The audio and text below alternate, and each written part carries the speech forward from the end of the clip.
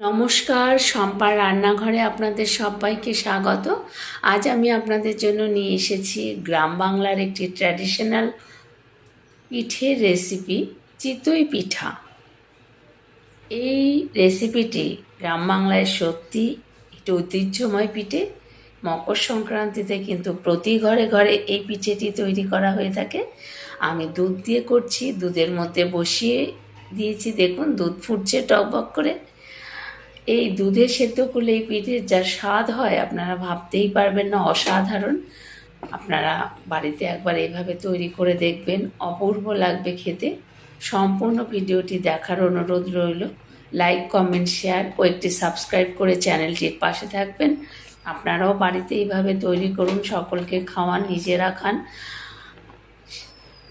দেখুন কত সুন্দর চিতই পিঠে তৈরি হয়েছে। ভালো থাকবেন সকলে, ধন্যবাদ সবাইকে।